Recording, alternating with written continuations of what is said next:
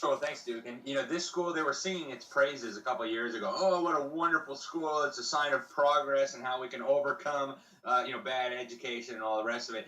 And they said, look, everybody graduated. Wow, what a historic accomplishment!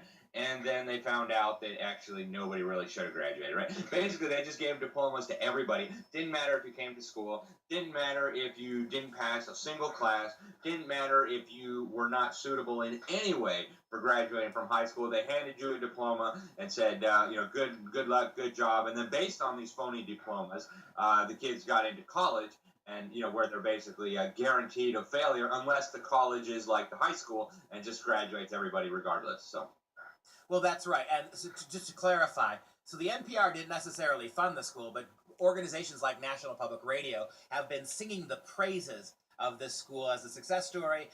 In Washington, D.C. school, it's primarily an African American school, right? A minority inner city school. And there were huge percentages of kids at this school, who didn't show up most of the time, if ever. Kids who were not proficient in a single subject, kids who were woefully, we're talking years and years and years behind where they should be educationally. And the school just decided to give them all diplomas, whether you were there or not, whether you came or not, whether you did your homework or not, whether you could pass a test or not, whether you could read or not. They gave you diplomas, and almost all of these kids have gotten into college, which tells you something about where we are at the university level. You bring these kids in to satisfy quotas, diversity, trophy hunting. You bring these kids in, and then inevitably, you have to spend your time at universities giving them scholarships, paying for their books, giving them diversity awards and accolades, and then teaching them remedial math and reading and English and history. This is the system, and inevitably it pulls down the university system. But all of this, our progressive elites have decided, all of this, the destruction of college, the lowering of college education, the destruction of elementary, middle, and high school, the pulling it down, the ruining of our kids' futures educationally, all of that's okay if everybody comes out the same cheap, low, unimpressive, ineffective kind of education.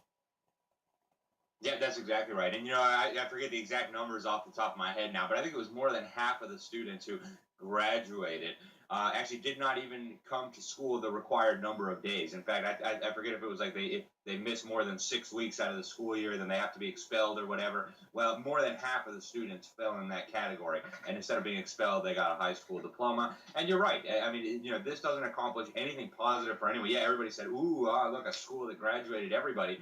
But the truth eventually came out. Now even the kids that really worked hard look like fools. Who's going to want to take a high school diploma from a school known for giving out fraudulent high school diplomas? The city government, if you will, and said, "Oh, we're going to do an investigation."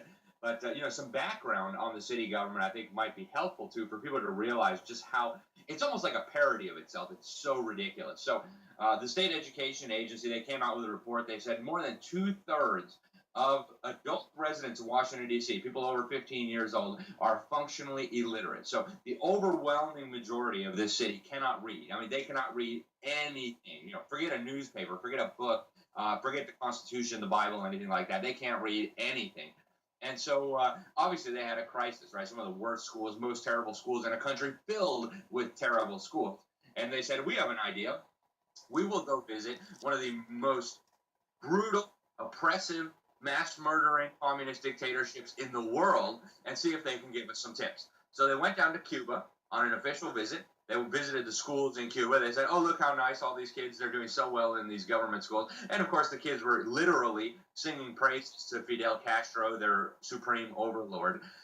So this is why the schools are graduating kids who can't read, because they're turning for inspiration to mass murdering communist dictatorships, because they're using methods to teach reading that have been exposed as quackery for more than 150 years. And nothing is going to change as long as this fraud continues. Giving everybody a fake diploma is not going to make anybody better educated. In fact, it's just going to expose the system quicker. And, I'm happy to see this scandal emerging now. It's been in all the big newspapers and everything. But, it's the tip of the iceberg. It's representative of what's happening all across the country, even if it hasn't gotten quite that bad in Louisiana or Oregon or California. Well, we know California is as bad. We've seen some of the statistics there as well. But this is really telling that school officials in Washington, D.C., officials in charge of our kids' education in the public schools, had decided that they were going to go to Cuba to find out how best to educate those kids.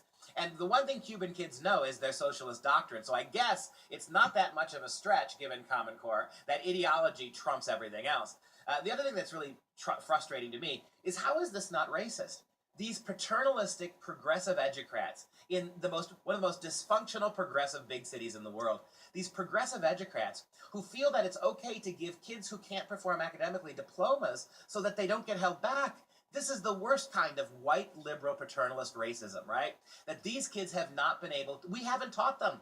The school system, the government school systems have failed these kids. Progressive, big government, public education has failed these minority kids. And our response to this criminal abuse of children by failing to give them an education is to hand them a diploma and to open the doors to a college education that is similarly going to be watered down. It is absolutely, absolutely impossible to grasp how this kind of benevolent liberalism is nothing more than the worst kind of racism. Crass, racist bigotry.